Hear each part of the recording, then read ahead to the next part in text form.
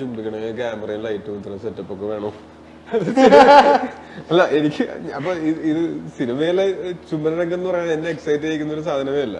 ആ കഥാപാത്രത്തിന്റെ ആവശ്യം ഉണ്ടെങ്കിൽ ഒരു കാര്യം കൺവേ ചെയ്യാനായിട്ടാണ് ഞാൻ ചെയ്തിട്ടുള്ള സിനിമകളിലെല്ലാം അങ്ങനെയുള്ള സീനുകൾ ഉപയോഗിച്ചിരിക്കുന്നത്. അങ്ങനെയാണ് കഥാപാത്രത്തിനും സിനിമയ്ക്കും ആവശ്യമുള്ളത് തന്നെയാണ്. അതാണ് ശരി. ഞാൻ ഇതൊന്നും ചോദിച്ചു മേടിക്കേണ്ട ആവശ്യം എനിക്കില്ല. എനിക്ക് ചുംബിക്കണമെങ്കിൽ എനിക്ക് ലൈറ്റും ക്യാമറയും ഒരുപാട് ആൾക്കാരും ഡയറക്ടർ ആക്ഷൻ എന്ന് പറയേണ്ട ഒരു കാര്യം എനിക്കില്ല. അപ്പൊ അതുകൊണ്ടാണ് ഈ ചോദ്യങ്ങള് പിന്നെ ചെറിയ കുൽസിത ചോദ്യമാണത്. ചോദിക്കുമ്പോൾ തന്നെ ഫേസിൽ അതൊക്കെ ഉണ്ടാവും. ഇഷ്ടമാണോ? ഞാൻ ഇപ്പൊ 19 സിനിമയോളം ആവാറായി. എന്നിട്ട് ഞാൻ എത്ര 5 സിനിമയിൽ ചെയ്തിട്ടുണ്ടാവും. ഒരു 10% സിനിമകളിലേക്ക് ഇത് വന്നിട്ടുള്ളൂ. അപ്പൊ അതിനേക്കാളും കൂടുതൽ സിനിമകളിൽ ഞാൻ ആൾക്കാർ വെടിവെച്ചും ഒക്കെ കൊന്നിട്ടൊക്കെ ഉണ്ട്. അതൊന്നും സംസാരിക്കണം. അതൊന്നും ആൾക്കാർക്ക് ഒരു പ്രശ്നമേ അല്ല. ഇതെന്തോ ഞാൻ ഒരു മോശം കാര്യം ചെയ്യുന്നു കൊല്ലുന്നത് കാണുമ്പോ ആ സൈക്കോളജി എനിക്ക് മനസ്സിലാവുന്നില്ല. അതുകൊണ്ടാണ് ഇത് നമുക്ക് ഇതിനെ പറ്റിട്ട് ചോദിക്കുകയും അത് ഉത്തരം പറയുന്നതൊന്നും എനിക്ക് യാതൊരു കുഴപ്പമില്ല. പക്ഷെ അത് ചോദിക്കുമ്പോ അവരുടെ മുഖത്തൊരു കുൽസിത ഭാവമുണ്ട്.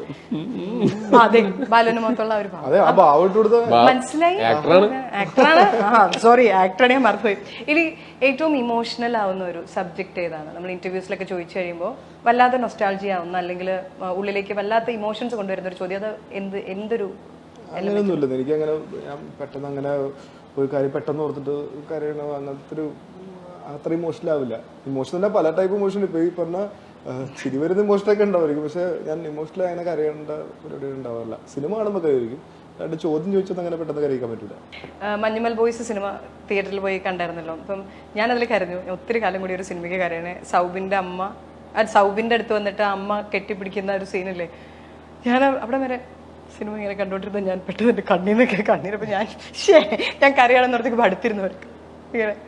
നിങ്ങൾ കരഞ്ഞോ മഞ്ഞുമലിന്റെ സീൻ? ഞാൻ അനിയത്തിലും കൊണ്ടുപോക്കോ എന്ന് പറയുമ്പോ അപ്പൊ ഇതൊക്കെ മോങ്ങിയിരുന്ന അനിയത്തി ഭവനിൽ കൊണ്ടുപോക്കോ അറിയുന്നതാണ്. അത്രേ ഉള്ളൂ. അപ്പോഴാണ് ഇത്രയും ഭീകരമായിട്ടുള്ള കരച്ചിൽ പരിപാടികൾ. ബാലു കരഞ്ഞോ? ഞാൻ കരഞ്ഞു. അത് ആ വിഷമവും സന്തോഷവും എല്ലാം കൂടിയിട്ടുള്ളൊരു കരച്ചിലായിരുന്നു. എൻ്റെ അത് ഏതൊക്കെ ഇമോഷനാണെന്ന് എനിക്കറിയില്ലായിരുന്നു. ഞാൻ ആ പോയിന്റിൽ മാത്രമേ ഞാൻ പല പോയിന്റിലും കരുതും. എമ്പുരാനിൽ എത്രത്തോളം ടൊവിനോയെ കാണാനായിട്ട് സാധിക്കും? എവിടെ വരെ എത്തി? എപ്പോ വരും? എനിക്കൊരു 3 ദിവസം ഷൂട്ടൊക്കെ കഴിഞ്ഞിട്ടുള്ളൂ. ഇനിയുണ്ട്? ഇനിയുണ്ട്, കുറച്ചും കൂടെ ഉണ്ട്. ഒരുപാടല്ല, എന്നാലും കുറച്ചുണ്ട്.